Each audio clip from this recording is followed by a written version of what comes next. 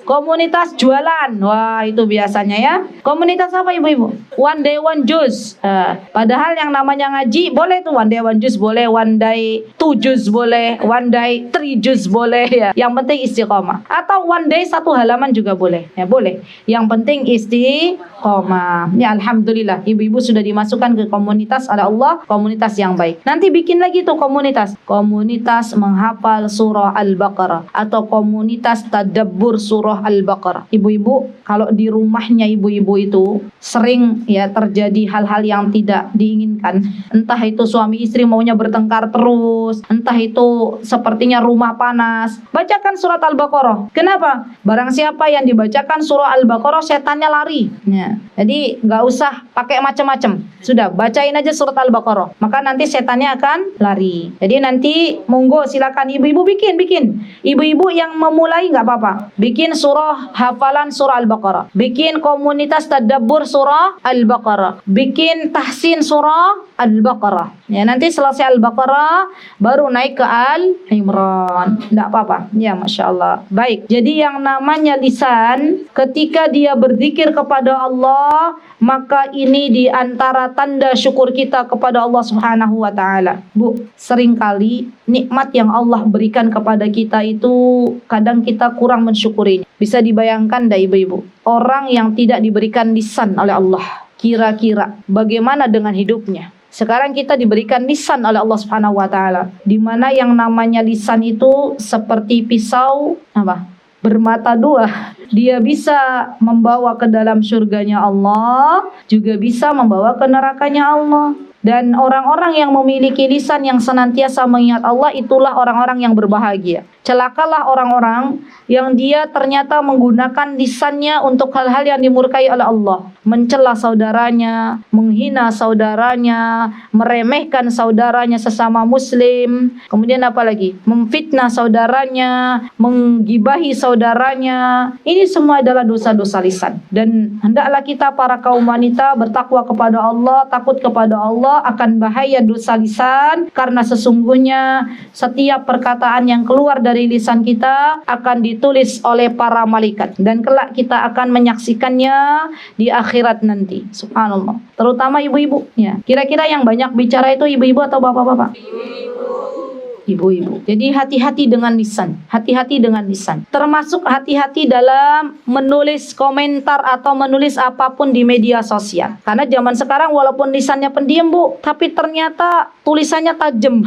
Itu sama aja ya. Dan ini hati-hati. Kenapa? Karena apa yang ditulis itu hakikatnya adalah apa yang ingin diucapkan ya. Daripada kita tidak bisa menulis baik, daripada kita tidak bisa berkata-kata baik, kalau berkata-kata malah menghina temannya sakit hati, kalau berkata-kata malah memojokkan kawannya, temannya sakit hati, kalau berkata-kata malah justru memfitnah temannya sakit hati. Lebih baik diam ya. Dan ada pepatah diam itu emas ya. Karena memang kata Rasulullah SAW, "Man kana yu'minu billahi wal yawmil akhir falyaqul khairan aw liyasmut."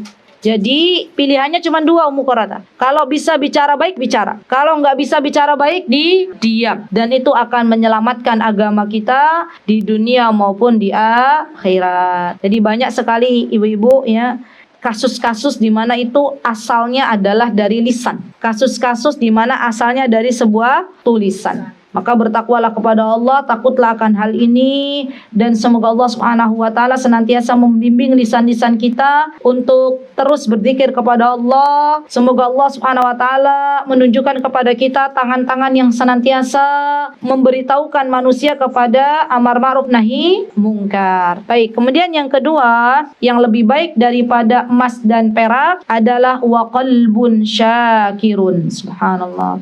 Hati yang senantiasa bersyukur.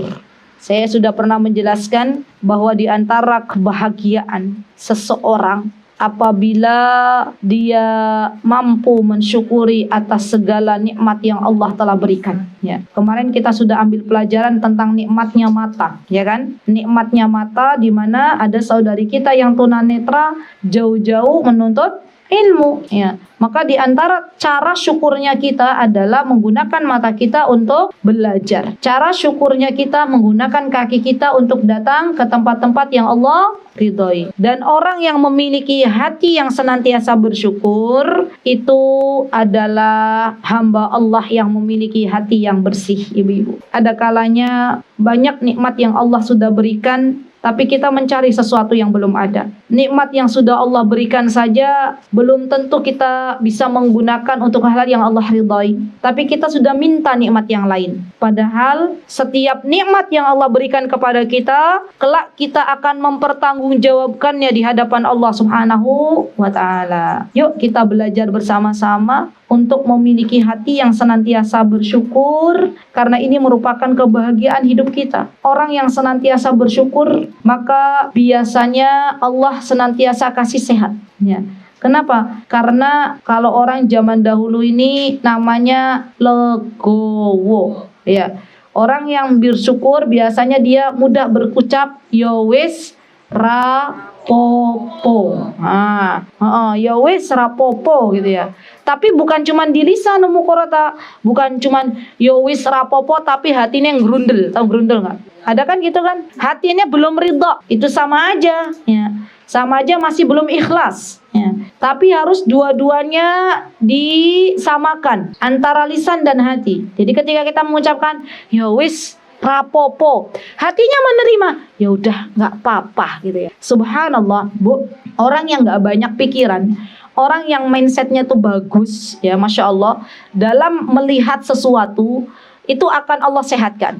Contoh misal, tiba-tiba datang ke Bu Eni, fulana datang ke Bu Eni, Bu Eni, saya tuh kemarin mendengar, contoh misal, Bu Eni punya hati yang bersih, misal, contoh, Bu Eni, saya kemarin ketemu sama fulana. Dia orang yang naudzubillah ingin mengadu domba. Ternyata fulana itu misalnya menjelek-jelekkan Bu Eni di hadapan saya. Itu hati-hati, wanita jangan sampai seperti itu ya. Itu sudah masuk adu domba. Maka kata Bu Eni bilang gini, yo wis rapopo, alhamdulillah aku dapat aliran pahala. Misal, kira-kira adem apa adem, Bu? Adem. Karena dia melihat dari mindset yang berbeda. Tapi kalau Bu Eni, contoh, punya hati yang gak bersih, ya. Ada orang berkata kepada Bu Eni, tadi atau kemarin saya dengar ada fulana akhwat yang menjelek-jelekan Bu Eni. Siapa tuh orangnya? Gitu ya. Dicari orangnya. Mana? Memang saya begini. Dia apa? Dia gak terima. Kira-kira panas gak jadinya? Panas. Harusnya waktunya untuk baca Al-Quran, akhirnya mendatangi fulana dan bertengkar, nggak mau sapa-sapaan berapa hari. Subhanallah, masuklah ke dalam dosa. Ya. Jadi ibu-ibu harus kita perhatikan baik-baik ya, Masya Allah. Seorang muslim itu, kata Rasulullah SAW, adalah orang-orang yang dia senantiasa baik. Kapan dia baik? Apabila diberikan nikmat dia bersyukur, apabila diberikan sesuatu yang tidak sesuai dengan harapan dia bersabar. Dan dua-duanya adalah baik, ibadah semua. Dan orang bersyukur itu bukan hanya diminta dari orang-orang yang susah hidupnya. Terkadang ketika ada seseorang yang diberikan harta yang berlimpah, itu juga diminta untuk diuji oleh Allah seberapa syukurnya. Subhanallah, seberapa syukurnya. Dan hati-hati ya akhwat, terkadang kita itu menjadi insan-insan yang mengingat Allah dikala susah, tapi tidak mengingat Allah dikala senang. Padahal yang namanya bersyukur, mengingat bahwa semua nikmat itu asalnya dari Allah, baik dikala senang maupun dikala susah. Ya subhanallah. Dan orang-orang yang pandai bersyukur, kelak ia akan ditambahkan nikmatnya oleh Allah Subhanahu wa Ta'ala. Ibu-ibu siap untuk bersyukur napa bacaan? Punya suami yang belum sesuai harapan, disyukuri dulu. Apa bacanya? Alhamdulillahi ala kulli hal. Ditulis ya. Jadi lisannya itu senantiasa mengucapkan alhamdulillah. Kalau kita mendapatkan sesuatu yang tidak sesuai dengan harapan kita, maka kita bersyukur. Apa itu? Alhamdulillahi ala kulli hal. Bersyukur kan? Ya Allah, alhamdulillah atas segala keadaan yang Engkau berikan. Disyukuri dulu. Anaknya luar biasa aktif. Alhamdulillahi ala kulli hal misalnya. Bisa ya nulisnya ya. Alhamdulillahi ala kulli hal. Dan ini harus dibiasakan. Abot pertamanya, berat kalau nggak dibiasakan. Yang kedua, kalau diberikan nikmat dan nikmat tersebut sesuai dengan harapan kita, maka ucapan kita alhamdulillahi bi ni'matihi tatimmus shalihat. Alhamdulillahi bi ni'matihi tatimmus shalihat. Alhamdulillahi bi ni'matihi tatimus shalihat. Bagi yang belum terbiasa, yuk dibiasakan. Bismillah, ya. Dan orang-orang yang jarang mengeluh, ya, dia bisanya bersyukur, maka biasanya Allah berikan kemudahan dalam kehidupannya. Dan kalau kita tahu ibu-ibu, takdir Allah yang Allah telah tuliskan untuk kita itu adalah yang terbaik, maka kita sudah tidak lagi bisa merencanakan sesuatu di masa yang akan datang, karena kita paham bahwa semuanya itu adalah yang terbaik untuk kita. Dan dalam pembahasan masalah qalbun syakirun, hati yang bersyukur itu harus dibersamai dengan anggota badan yang turut bersyukur. Kata Imam Ibnul Qayyim rahimahullahu ta'ala dalam kitab-kitab beliau, jadi kitabnya beliau itu bagus. Siapa sih Imam Ibnul Qayyim itu? Ulama, ya. Beliau seorang ulama. Beliau punya banyak kitab. Kitab-kitabnya beliau itu biasanya berhubungan dengan hati, dengan pembersihan jiwa. Ya, itu kitab-kitabnya beliau. Kata beliau dalam kitab Da'i wad Dawa, beliau pernah mengatakan, kata Imam Ibnul Qayyim, bahwa rukun syukur itu 3. Ya, catat. Yang pertama, diucapkan dengan lisan. Jadi lisan yang mengatakan tadi apa? Alhamdulillahi bi ni'matihi tatimus shalihat. Yang kedua, diakui dengan hati. Hatinya mengakui bahwa ini semuanya adalah pemberian dari Allah Subhanahu wa ta'ala. Yang ketiga adalah menggunakannya dengan anggota badan. Misalnya apa? Contohnya kita salat. Untuk apa kita salat? Untuk bersyukur kepada Allah. Dan ini harus kita tanamkan pada diri anak-anak. Nah, kalau ibu kasih kue, ya, kamu berterima kasih kepada ibu. Sekarang kita sudah diberikan banyak nikmat oleh Allah. Maka di antara tanda syukur kita adalah salatnya. Itu kita harus ajarkan kepada anak-anak. Sehingga anak-anak kita tidak menjadikan salat itu sebuah beban, tapi sebuah kebutuhan untuk dia bersyukur kepada Allah Subhanahu wa ta'ala. Ibu ingat ketika Rasulullah SAW ditanya oleh salah satu sahabat, "Ya Rasulullah, kenapa engkau masih sholat malam? Padahal surga telah menantimu, padahal engkau sudah dijamin masuk surga." Kemudian kata Rasulullah SAW, apa kata beliau? "Aku ingin menjadi hamba Allah yang bersyukur." Jadi di antara hal yang bisa kita lakukan adalah memperbanyak salat, karena ini pertanda syukur kita kepada Allah Subhanahu wa ta'ala. Baik, kemudian yang ketiga, yang lebih baik daripada emas dan perak, ibu-ibu, wa zaujatun mu'minatun tu'inuhu ala imani. Dan wanita-wanita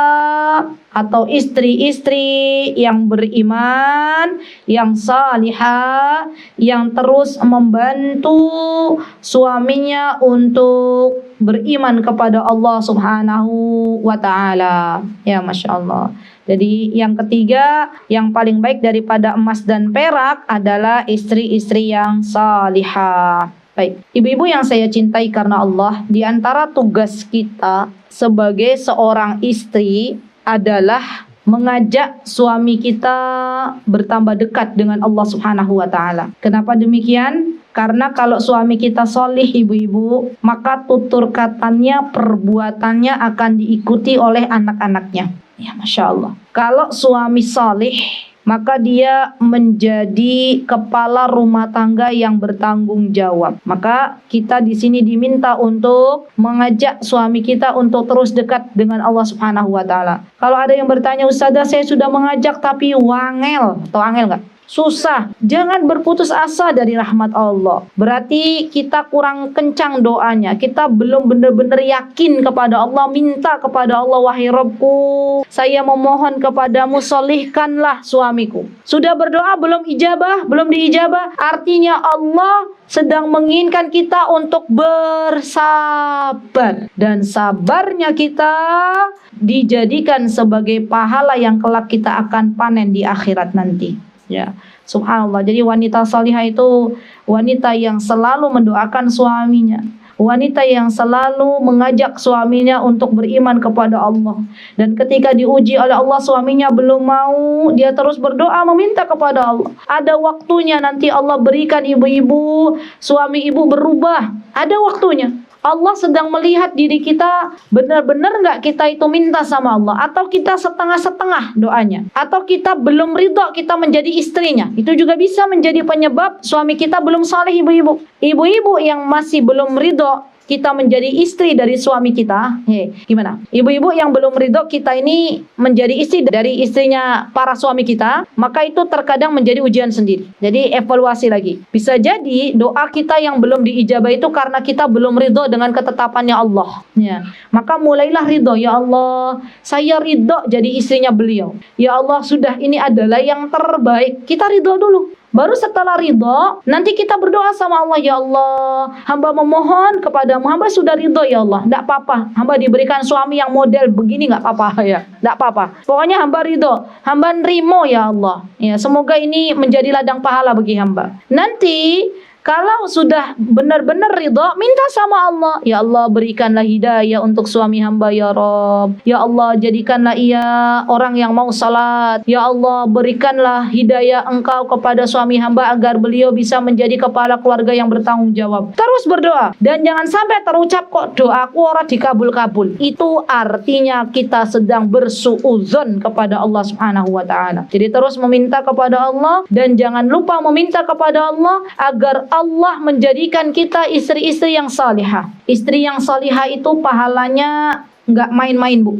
Bonusnya nggak main-main. Istri salihah itu besok nanti di akhirat akan Allah persilahkan untuk memasuki dari 8 pintu surga yang mana yang ia kehendaki. Subhanallah. Kalau laki-laki harus berjihad, ya, berlumuran darah misalnya. Perempuan taat aja sama suaminya, bakti sama suaminya. Jadi istri salihah. Maka kelak Allah akan jadikan ia untuk memasuki surganya Allah Subhanahu wa taala dari pintu manapun yang ia kehendaki. Yang Allah pinta dari kita apa, Bu? Syukur dan sabar.